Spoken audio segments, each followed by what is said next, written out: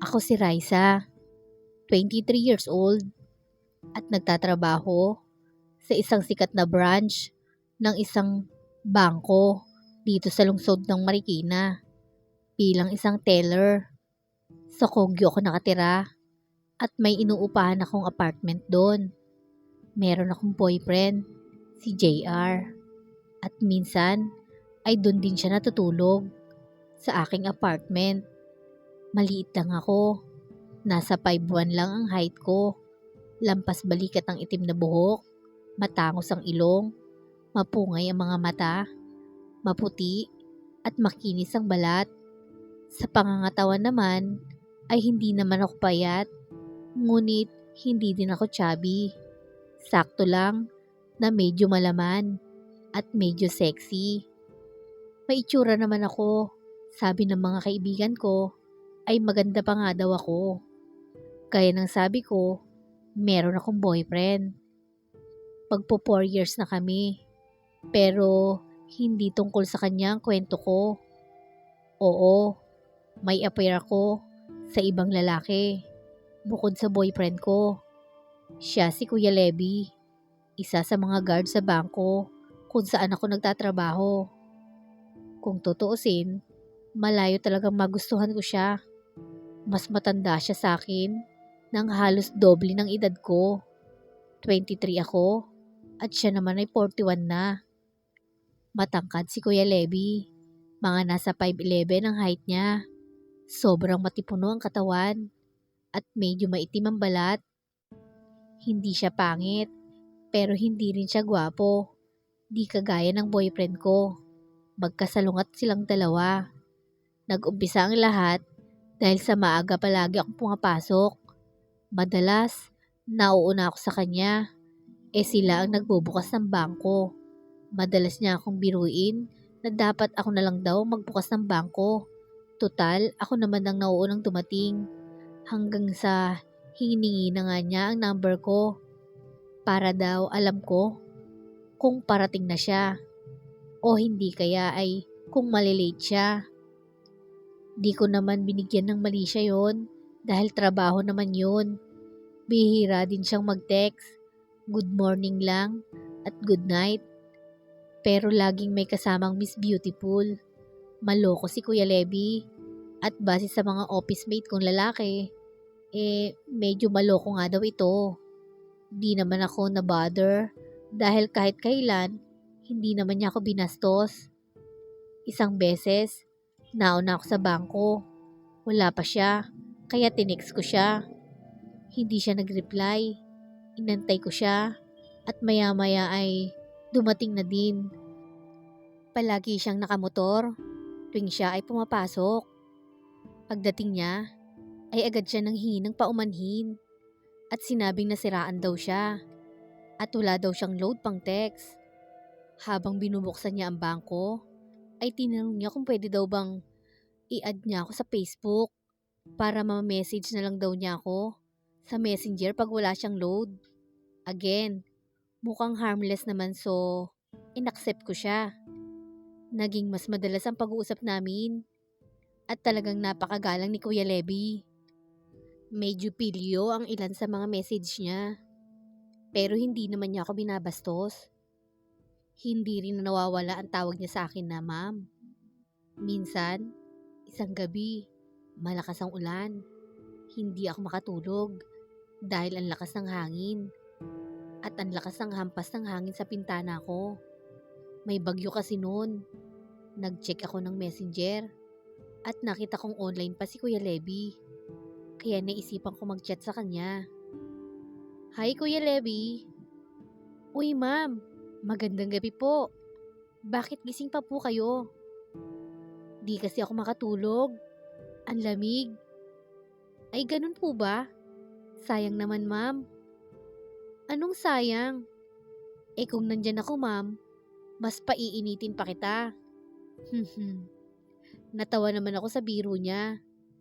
Ikaw talaga kuya. Paano mo naman ako paiinitin?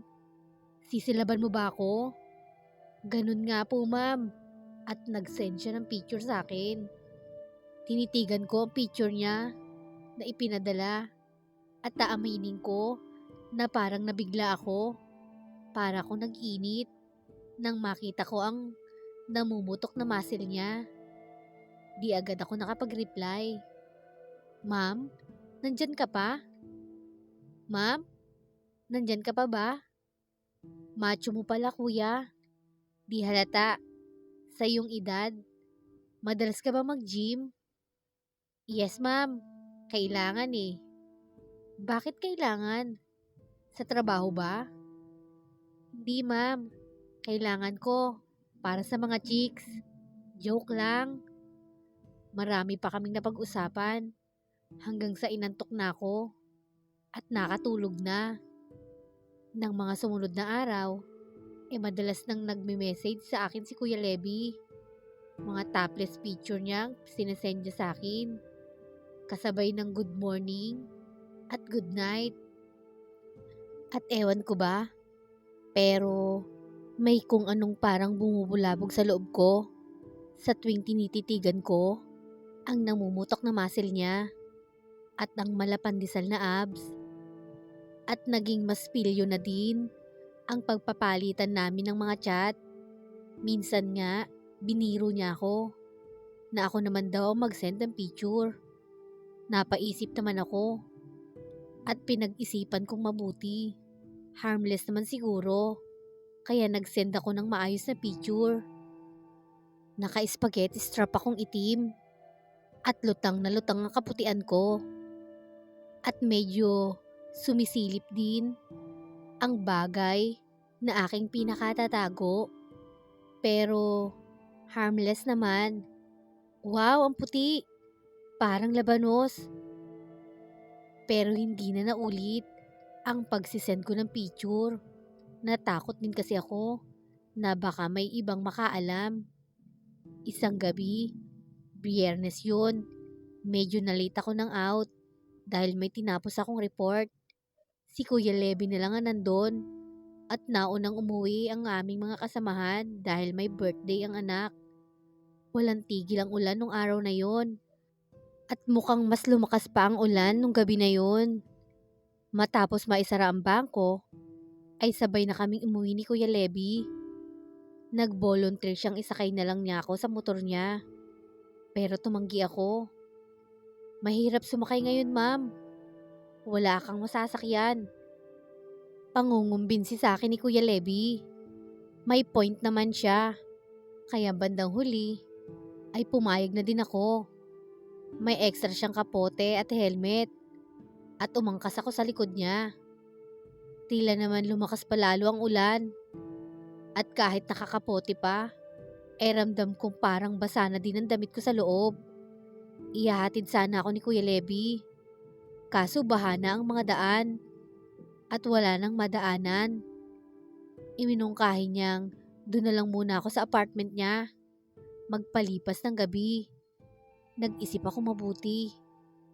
No choice ako. Unless gusto ko magpalipas ng gabi sa dilim ng kalsada.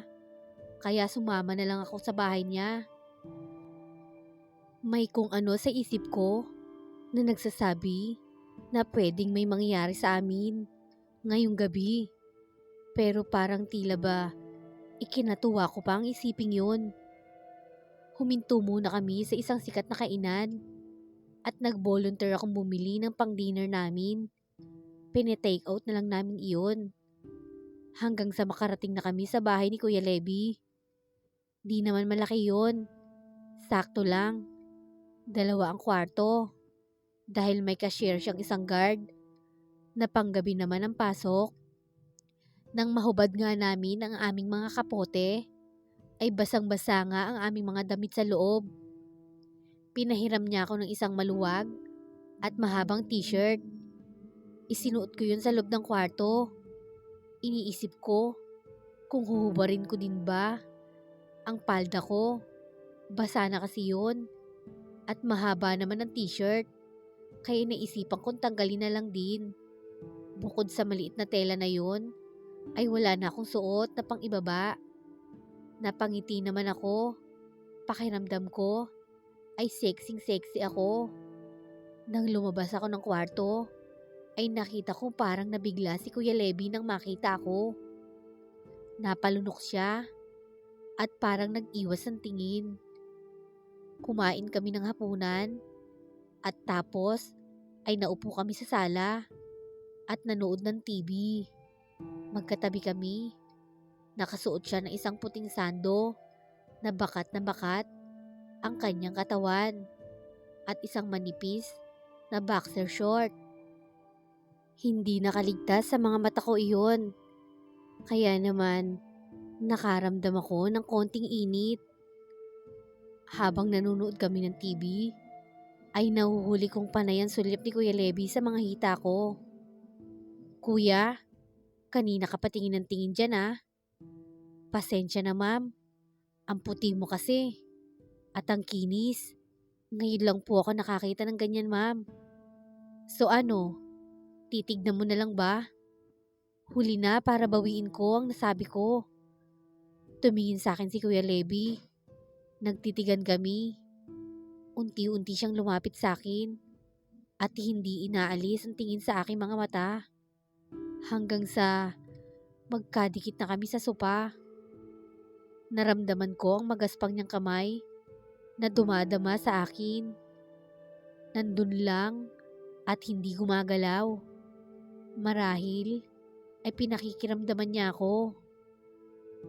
Nang makita niyang wala akong pagtutol sa aking muka, ay naramdaman kong unti-unti nang naglalapat ang mukha namin at nagdikit ang aming mga labi. Naghalikan kami ng matindi na akala mong wala nang bukas na darating. Ang halik ni Kuya ay parang sabik na sabik at nagugustuhan ko naman iyon at pinabayaan ko na lang si Kuya Leby na damihin ang bagay na yun sa akin. Habang ginagawa ni Kuya Leby iyon, ay matinding init ang lumukob sa buo kong pagkatao ng mga sandaling iyon. Sa ulan ba ito ma'am? O talagang init na init ka lang talaga? Ikaw kasi kuya eh. Pinag-iinit mo ko ng gusto. Saan mo ba gusto ma'am? Sa kwarto ba? O dito sa sala? Ikaw, saan mo ba balak? Nagulat ako nang buhati niya ako. Siyempre ma'am, yung mga kasing ganda mo, dapat sa kwarto dinadala. Bukas na tayo dito sa sopa at sa lahat ng sulok ng munti naming bahay ay lulugaran natin. At pumasok na nga kami sa kwarto niya. Maingat niya akong inilapag sa kama. Tapos ay tinanggal na niya ang lahat ng mga sagabal na nasa aming mga katawan. Naghahalikan kami habang kinakalas ang mga sagabal na nasa aming mga katawan. Wow! Jackpot talaga ako sa iyo, ma'am. Ang puti mo at ang kinis pa. Ang bango-bango. At hindi na siya nagpaligoy-ligoy pa. Agad na niyang pinasaya ang bagay na yun sa akin. Napayakap naman ako sa ulo niya. Talagang bumigay na ako ng gusto. Wala na akong ibang naisip pa ng mga oras na yun, kundi ang saya na aking nadarama. Kaya hindi ni rin ako makapagpigil dahil nandun naman na kami. Pareho kaming init na init ni Kuya Leby na parang ngayon lang namin naranasan ng ganito. Nakakaakit ka ng gusto ma'am. Napakaswerte ng boyfriend mo sa'yo. Papuri sa akin ni Kuya Leby. Sa totoo lang, simula nang makuha ng boyfriend ko ang recent project niya, ay bihirang-bihira na namin gawin ang bagay na ganito. Di naman kami ganun kadalas na magsama before. So, talagang halos wala na. May ginawa sa akin si Kuya Leby na parang bigla ako na kuryente nang maramdaman ko ang ginagawa niya sa akin. Ang galing ni Kuya Leby na magpainit ng gusto dahil halos parang apoy na ako sa init ng mga sandaling iyon. Namimilipit na ako sa saya na hatid ni Kuya Leby. At mukhang alam na alam ni Kuya Leby ang ginagawa niya. Napaka-eksperto niya. Ngayon lang ako nakaranas ng ganong saya na nagmumula sa ginagawa niya. Ang mga ingay ko ng mga oras na yon ay malaya akong naibubulalas, sumasabay sa malakas na ulan sa labas ng bahay. Maya-maya pa ay biglang nanginig ang buo kong kalamnan. Tanda na naabot ko na ang dulo ng tagumpay. Talagang napakasaya sa pakiramdam ng mga sandaling iyon. Habang nagaganap sa akin ang pag-abot ko sa dulo, si Kuya Leby ay hindi pa rin tumitigil sa kanyang ginagawa hanggang sa muli na naman nanginig ang buo kong katawan dahil muli ko na naman naabot ang tugatog ng tagumpay. Tumayo na si Kuya Leby at siya naman ang nag-alis ng mga sagabal na nasa kanya pa ring katawan at agad siyang umayos ng higa sa tabi ko. "Ma'am, ikaw naman, subukan mo din akong pasayahin tulad ng ginawa ko sa'yo kanina." Nang makita ko ang bagay na yun kay Kuya, ay nanlaki ang aking mga mata at napanganga ako. At kahit nanghihina pa, ay napabalikwas ako ng bangon. "Ano ma'am, para ka nakakita ng multo ah." Na medyo napapatawa pa siya dahil sa nakita niyang reaksyon ko. Kuya Leby, hindi ko ata kaya yan. Magkaiba kasi kayo ng boyfriend ko eh." "Naku ma'am, akala mo lang hindi mo kaya. Pero kaya mo yan. Magtiwala ka lang. Basta gawin mo na ma'am." May pag-aalinlangan man sa gagawin ko, ay mas nangingibabaw naman ang init na aking nararamdaman.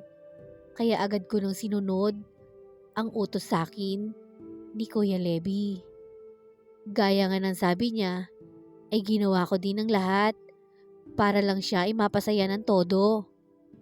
At mukhang nagtagumpay naman ako dahil ang ingay ni Kuya ay nag-e-echo sa loob ng maliit niyang kwarto.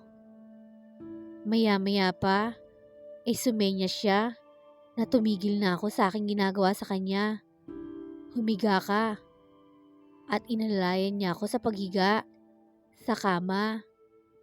Inayos din niya ang unan sa aking ulunan at agad nang pumesto para simulan naming gawin ang bagay na pareho naming magugustuhan at makakapaghatid sa amin sa tugatog ng tagumpay. Habang malakas ang ulan sa labas, kami naman ni Kuya Leby ay malalakas din ang mga hiyaw dahil sa sayang nadarama namin na mga sandaling nagaganap sa amin ang ganong bagay. Maya-maya pa ay nanginig na namang muli ang aking kalamnan dahil sa tagumpay ko na naman naabot ang dulo ng mga sandaling iyon. Samantalang si Kuya ay patuloy lang sa ginagawa niya na may kasama pang pakagat-labi dahil sa panggigigil sa ginagawa niya sa akin. Kakaibang init ang lumukob sa aking katawan na ngayon lang naganap sa tanang buhay ko. Dahil pag ang boyfriend ko ang kasama ko, pag ginagawa namin ang ganitong bagay, ay hindi naman ganito kainit. Ramdam na ramdam ko ang kakaibang init na dala ni Kuya Leby na hindi ko maipaliwanag ng maayos. Nagbigay na ng hudyat si Kuya Leby na malapit na rin niyang marating ang dulo ng tagumpay. Ako man ay muli ko na naman nadarama ang halos hindi ko na mabilang na pag-abot sa dulo. At hindi na nga nagtagal pa at sabay na nga naming narating ni Kuya Leby ang dulo ng walang hanggan. Pareho kami hingal na hingal dahil sa ginawa namin. Malakas pa rin ang ulan sa labas Pero ang mundo namin ay umiikot lang sa apat na sulok ng kama na iyon. Ma'am, magpahinga muna tayo saglit. Pupuyatin kita ngayong gabi. Akin ka lang buong magdamag, ma'am. Sige lang, Kuya Levi. Sayong-sayo lang ako ngayong gabi. Kapwa kami pagod na pagod. Pawisan ang aming mga katawan. Umayos na si Kuya Levi at nahiga sa tabi ko. Kumusta, ma'am? Nag-enjoy ka ba? Grabe, kuya. Kakaiba ka. First time kong umabot sa ganun na may kakaibang hatid na saya. San nga pala ang banyo nyo? Maliligo lang ako. Tara, sabay na tayo, ma'am. Napakainit mo talaga, Kuya Levi. Habang naliligo kami, ay hindi na naman namin napigilan ng init sa aming mga katawan. At muli sa banyo, ay ginawa na naman namin ang bagay na naghahatid sa amin sa dulo ng tagumpay. Matapos yun, ay pagod na pagod kaming nakatulog. Naalimpungatan pa ako ng madaling araw dahil nakaramdam ako ng pagkauhaw. Ginising ko pa siya para magpasama sa kusina. Di na siya nagbihis. Matapos uminom, ay nakita kong kakaiba na naman ang bagay na yun sa kanya.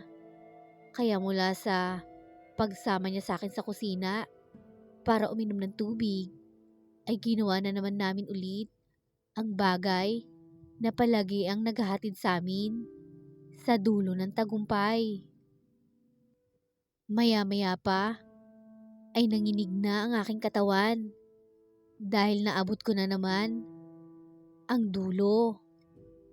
Dahil sa hindi pa siya nakakarating sa dulo, ay dinala niya ako sa sala at mula sa sopa ay doon na namin itutuloy ang gagawin naming pag-abot ng sabay sa dulo ng saya.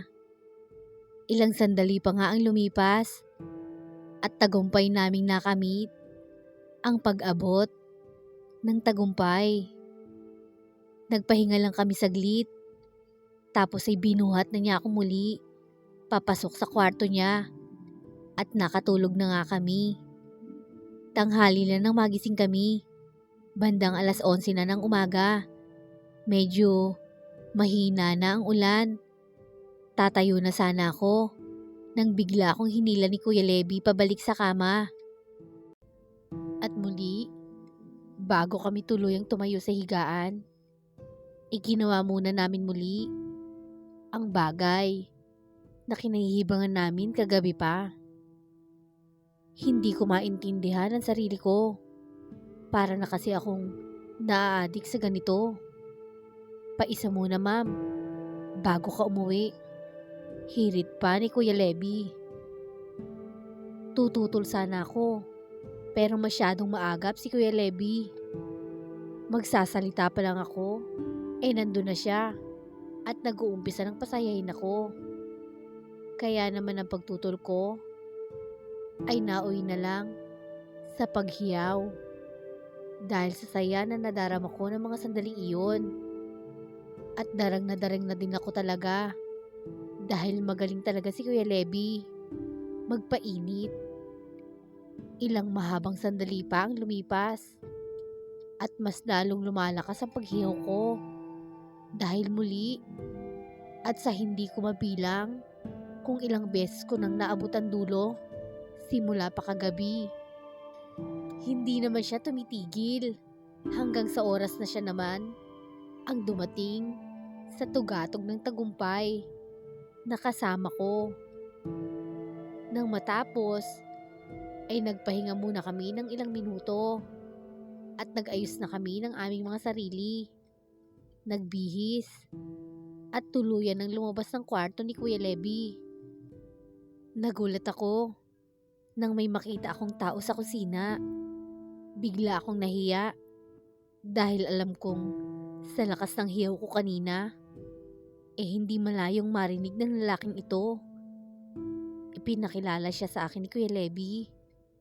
Ma'am, si Cardo nga po pala. Kasama ko po dito sa bahay. Isa rin po siyang guard. Cardo, si Ma'am Raisa. Kasama ko sa trabaho. Good morning po, ma'am. Nakangiting wika sa akin ni Kuya Cardo. Mas mukha po siyang bata kaysa sa inyo, Kuya Levy. Mukhang maganda po ang gising niyo, mama. Medyo namula ang mukha ko sa tinurang iyon ni Kuya Cardo. Loko ka talaga, pre. Sabad naman agad ni Kuya Levy. Ikaw ang loko. Napakaganda niyan, pre. Nakangiting wika nito bago tuluyang tumalikod at pumasok na sa kanyang sariling silid.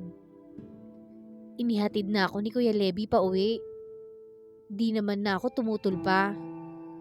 Halos 30 minutes din ang inabot ng biyahe namin bago kami nakarating sa apartment na inuupahan ko. Papasok na sana ako sa bahay nang tawagin ako muli ni Kuya Levy.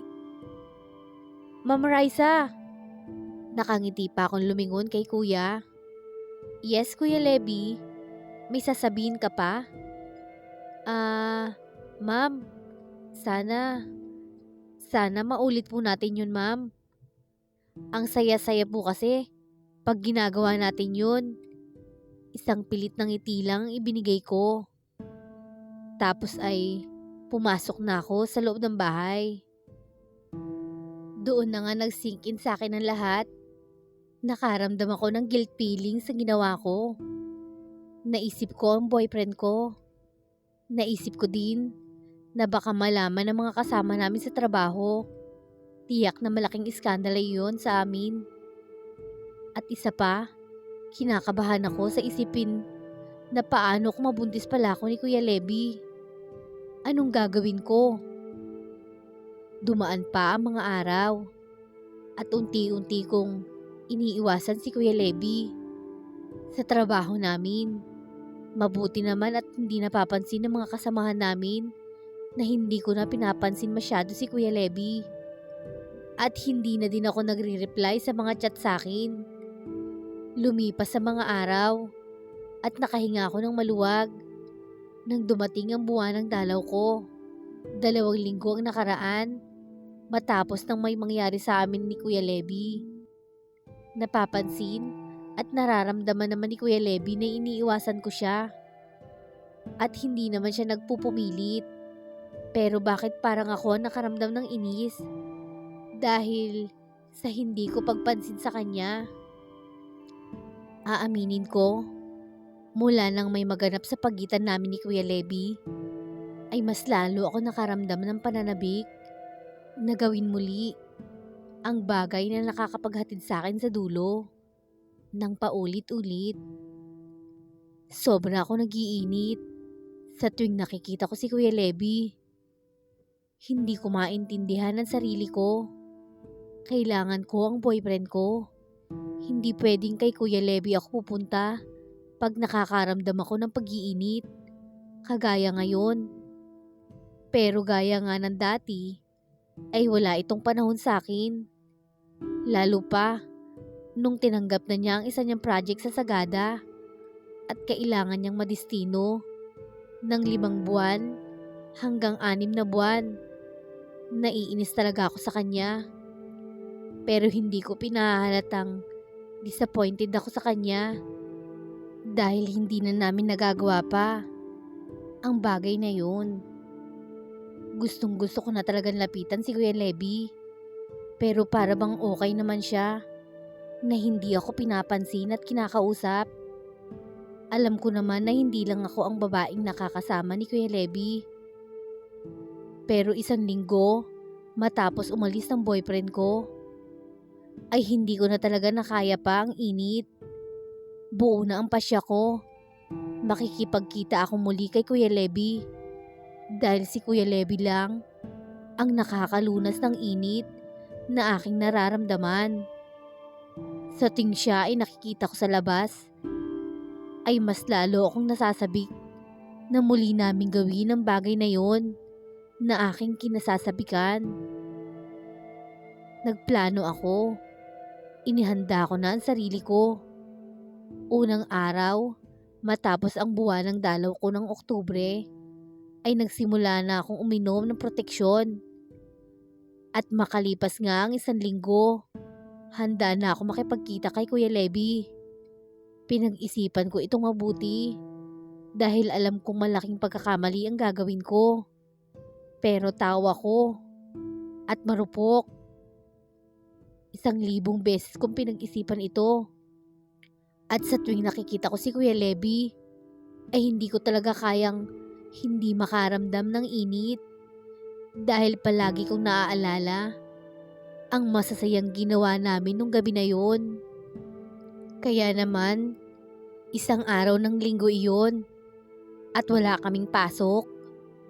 Pinuntahan ko si Kuya Leby sa bahay nila ng umagang-umaga. Kumatok ako sa pinto at si Kuya Cardo ang nagbukas.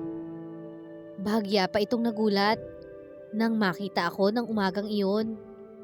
Pero pinatuloy din niya ako. Kinatok niya ang kwarto ni Kuya Leby. "Pre, may bisita ka, dalian mo dyan." Narinig kong sumagot ang nasa loob. Pero hindi ko naintindihan ang sinabi.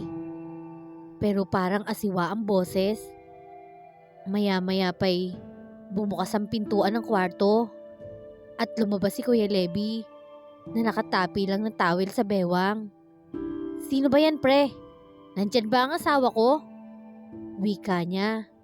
Pero natigilan din nang makita ako. Lumapit siya sa akin at nakita kong may lumabas na babae mula sa kwarto niya. Mukhang bata pa ito. Nakatapi lang din ng tuwalya. Tumingin siya sa akin ng diretso at nagtungo sa kusina na medyo umaarko ang kilay sa akin. "Kayo po pala, Ma'am Raisa. Nakakahiya at naabutan niyo po akong ganito. Ma'am, saglit lang po at magbibihis ako." Tumango lang ako kay Kuya Leby at muli siyang pumasok sa loob ng kanyang kwarto. Nang makapagbihis, ay naupo na sa tabi ko si Kuya Leby sa sopa. "Ma'am Raisa, ano po bang sadya natin?" Lumabas naman ng babae mula sa kusina at lumapit kay Kuya Cardo. Inakbayan naman ito ng lalaki. "O paano, pre? Akin na muna to, ha? Mukhang meron ka naman na eh." Matapos ay isinama nito ang babae sa kwarto nito. "Sino yun?" "Wala, ma'am. Pampalipas lang ng oras namin ni Cardo." "Pampalipas nyo ng oras? Mukhang bata pa ah. Ilang taon na yun?" 18 na daw po siya, ma'am. Wala naman po kaming pakialam kung ilang taon na siya. Si Cardo po ang nagdadala niyan dito minsan. Hinihiram ko lang din naman po minsan." Wika niya. "Pampalipas mo?" Tumango siya sa akin. Ako? Ano ako?" Ngumiti siya. Iba ka, ma'am. Diyosa ka, ma'am. Dapat sa'yo, sinasamba mula ulo hanggang paa." Biro niya pa sa akin. Natawa naman ako. "Loko ka talaga, kuya." Kinuha niya ang kamay ko at niyakag niya ako papasok ng kwarto niya. Nilak niya ang pinto ng kwarto nang kami ay makapasok. Sinimulan niya akong halikan sa aking labi. Pero mabilis akong umilag sa halik ni kuya at bahagya ko rin siyang itinulak. "Wait lang, kuya. May sasabihin muna ako." Awat ko sa kanya. "Ano yun, ma'am?" "Hindi naman sa nagseselan ako, pero baka pwedeng maligo ka muna at mag-toothbrush ka muna. Di ba may ginawa kayo nung babae kanina? At isa pa, kung gagawin natin muli ito, and this time medyo matagalan na, kailangan natin ng agreement. May mga kondisyon ako." Napakamot naman siya ng ulo. "Anong kondisyon, ma'am?" "Una, gusto ko ako lang. Ayoko nang may iba ka pang babae. Hindi ako nagsiselos. Ayoko lang makakuha ng sakit. Deal?" "Deal, ma'am. Sa'yo pa lang naman. Solve na ako. Kaso, paano pala ang misis ko? Pag umuwi ako sa amin at nangalabit yun. Okay, pag misis mo naman yun eh. Pero siya lang ha. Okay po ma'am. O, ano pa? Meron pa ba? Siyempre dapat walang ibang makakaalam nito kahit kailan. Well, bukod kay Kuya Cardo kasi alam na niya. Pero hindi pwedeng malaman ng mga kasama natin sa trabaho. And also, doble ingat din tayo ha, na huwag tayong paghinalaan ng boyfriend ko at ng mga kasama natin sa trabaho. Okay ma'am, meron pa ba? Wala, yun lang. Ikaw ba, may kondisyon ka ba kuya? Meron ma'am. Una, ayokong gumamit ng proteksyon. So hindi tayo gagamit ng proteksyon kahit kailan. Okay, nag-start naman na akong uminom ng tabletang pangontra dyan. Kaya huwag ka mag-alala. Okay sige, diyan ka muna ma'am. At maliligo na ako. Or kung gusto mo ma'am, sabayan mo na ako maligo.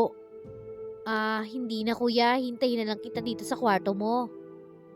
Habang hinihintay ko si Kuya Levy na matapos siyang maligo, ay nilibot ko ang aking paningin sa munti niyang kwarto.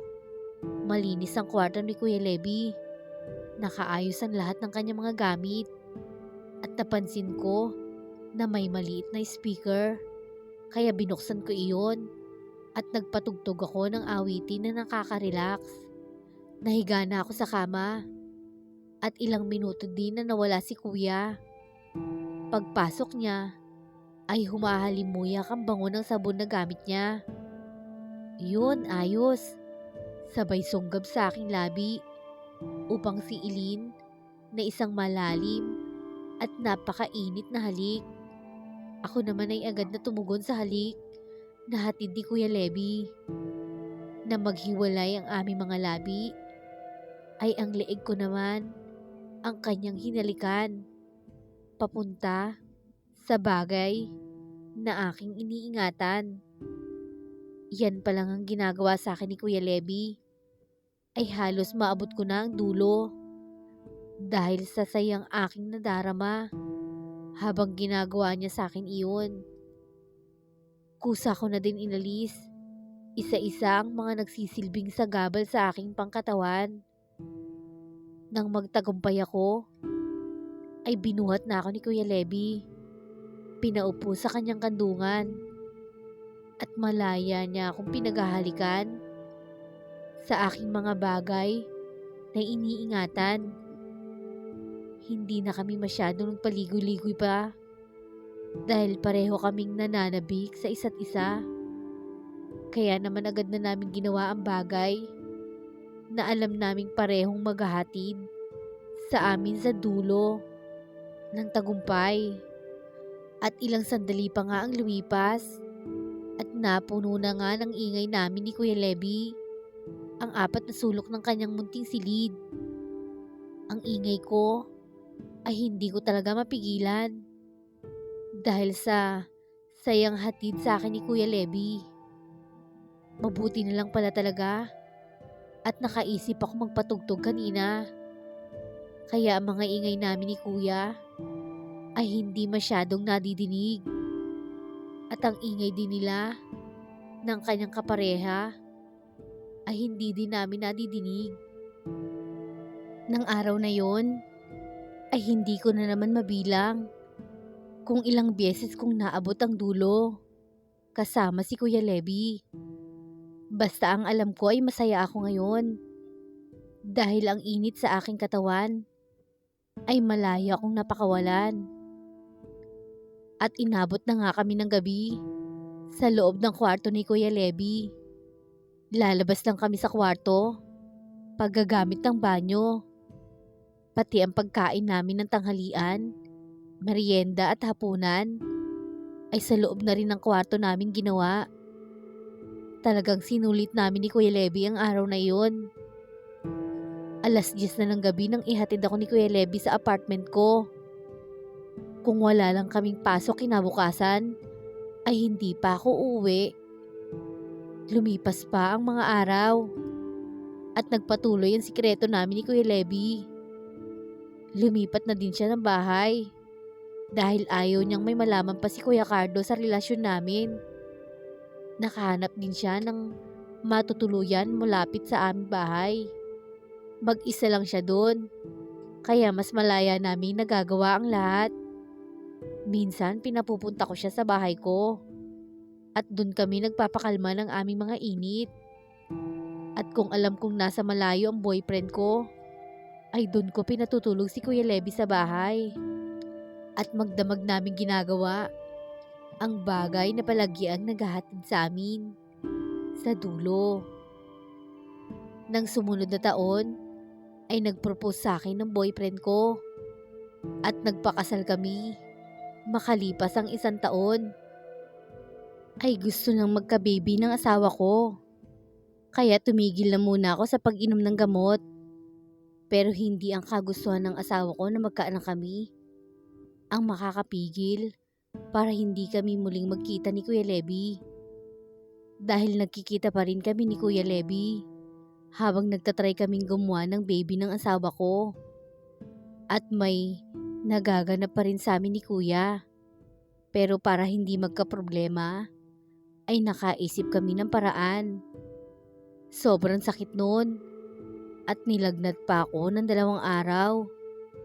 Mabuti na lang talaga at nasa probinsya ang asawa ko, kaya hindi niya ako nakita. Ilang buwan din ang hinintay namin ng asawa ko. At sa wakas, ay binigay na ng may kapal ang aming hiling. Nabuntis na ako ng aking asawa ng taon na yon. Nang sumunod na taon, ay ipinanganak ko na ang baby namin. Lalaki ang una naming anak. Pinangalanan naming Daniel. Isang batang napaka-cute. Nakuha ang lahat sa kanyang ama. Kaya baby pa lang, ay alam mo nang madaming paiiyakin na babae paglaki. Lumipas pa ang ilang buwan. Matapos ako makapanganak, ay balik na muli ako sa pag-inom ng tabletang proteksyon. At syempre, balik na muli ako kay Kuya Levy. Halos 6 na buwan kaming hindi nagkasama ni Kuya. Kaya naman, nang magpaalam ang asawa ko na 1 week siyang mawawala at pupunta sa Davao para sa isang proyekto, ay parang natuwa pa ako. Unang gabi na wala ang asawa ko, ay pinapunta ko si Kuya Levy sa bahay namin. At doon sa mismong kama namin ng asawa ko, ginawa naming muli ng paulit-ulit ang bagay na nakakapagpakalma ng init na talaga namang ayaw magpaawat. Ang halikan namin ni Kuya Levy ay punong-puno ng pananabik sa isa't isa. Nakala mo'y mauubusan. At dahil sa tindi ng pananabik, ay agad na naming pinagtatanggal ang mga sagabal na nasa amin pang katawan. At muli ay ginawa ni Kuya Levy ang bagay na aking pinakapaborito sa lahat ng kanyang ginagawa sa akin. Napakagaling talaga ni Kuya. Kaya ang mga hiyaw ko ay nag-e-echo sa loob ng kwarto naming mag-asawa. Mabuti na lang talaga at mahimbing ang tulog ng baby ko sa kabilang kwarto. Dahil sa kasabikan ko at sa tindi na din ng init na aking nadarama, ay hindi na nga nagtagal pa at mabilis na tagumpay kong naabot ang dulo. Kahit minsan talaga ay hindi pumalya si Kuya Levy sa paghatid sa akin sa dulo ng kasayahan. Halos hindi pa ako nakakabawi, ay biglang umarangkada si Kuya. Kaya naman, muli, ang loob ng silid namin ay napuno na naman ng aking mumunting hiyaw dahil sa saya na hatid sa akin ni Kuya. Ilang minuto pa ang lumipas at sabay kami ni Kuya na tagumpay na naabot ang dulo. Nang matapos kami, ay kapwa kami pawisan at naghahabol ng hininga. At pareho din kami na may matamis na ngiti sa aming mga labi. dahil nagkaroon na kami ng time para magkita at magkasamang muli ni Kuya. Aaminin ko na namiss ko talaga ng sobra ang ginagawa namin ni Kuya Leby. Dahil ang asawa ko, simula nung makapanganak ako, ay isang beses pa lang na may naganap sa pagitan namin. Palagi na lang siyang pagod sa kanyang trabaho. Ang kagandahan nga lang ay bago siya matulog, ay aalagaan niya muna ang baby namin. Siya ang nagpapatulog sa gabi. Tapos makikipagkwentuhan sa akin saglit. Tapos tulog na. Kaya ewan ko ba. Pero hanggang ngayon, sa tuwing naiisip ko si Kuya Leby, ay hindi ko mapigilan na hindi makaramdam ng kakaibang init. Lalo na't hindi pa rin napupunuan ng asawa ko ang mga pangangailangan ko. Alam kong bawal at mali ito.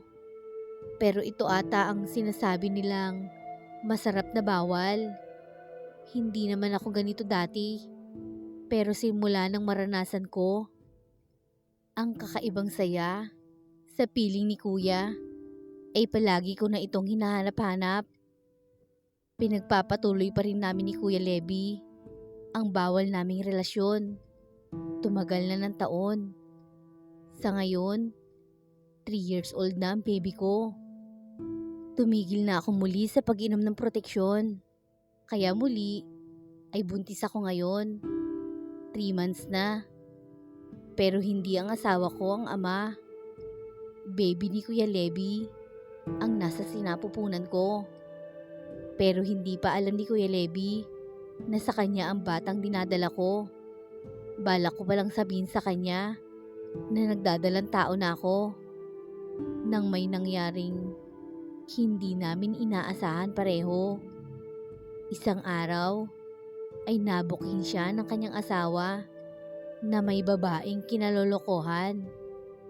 Ang kagandahan lang ay hindi alam ng asawa ni Kuya Leby kung sino ang babaeng kinalolokohan niya. Ayaw pa sana naming maghiwalay ni Kuya dahil mahal na namin ang isa't isa. Pero alam naming mali ang aming relasyon para hindi na lumaki pa ang problema. At bago pa kami tuluyang mabuking, ay tinigil na namin ni Kuya Leby ang pinagbabawal naming relasyon. Tama na sa akin ang alaala na iniwan sa akin ni Kuya Leby. Iyon na yung anak namin na nasa sinapupunan ko. Magpo-focus kami sa aming mga pamilya.